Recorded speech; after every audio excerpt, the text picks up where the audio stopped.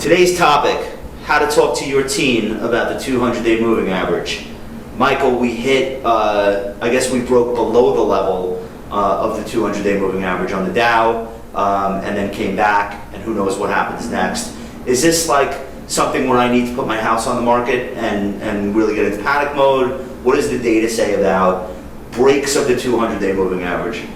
I don't know if a single break is that important. There's been 781 signals going back to 1900, so about almost 7 a year.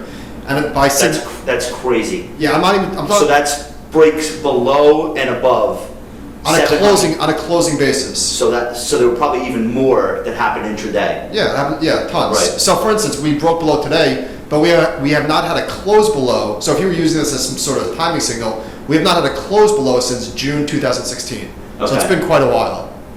But what I'm concerned with the 200-day moving average is not whether we're necessarily above or below it, but more the direction, which just tells you, are stocks going higher or are they going lower? So looking at the 200-day just to gauge the overall trend of the market, rather than did it break above or below a certain level in the middle of the trading day?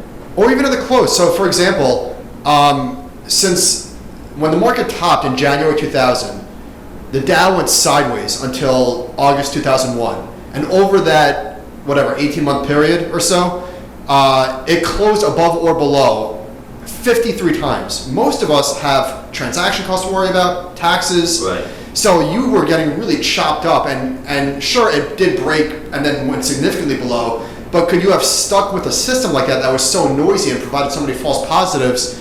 Probably not. You're right. So what you ended up doing, that's, 15 months? You're buying and selling 50-something times. Oh, it's back above, I'm in. Yeah, and then, it's below, I'm out. Yeah, and then more recently, in December 2015, 22 trading days in the month, it closed above or below. There was 11 signals that month. Right. So imagine you chopped yourself up trading each of those signals. Yeah, so it's exhausting. Now, bad things happen in bad markets when the 200-day has rolled over.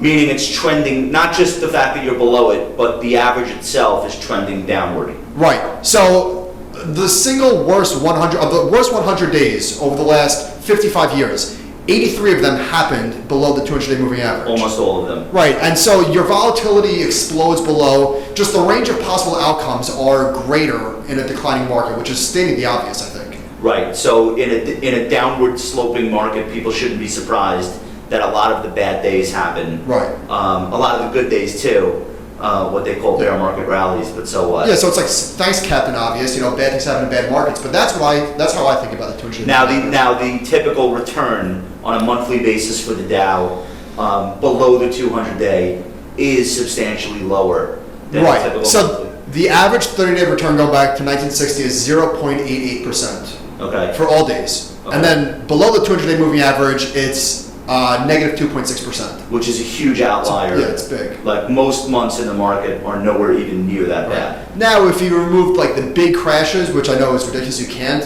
I don't know what the numbers would look like, but like I said, the third time I'm saying it's not bad things happen in bad markets. So do bad things happen in bad markets, Mike? I think they do, yeah.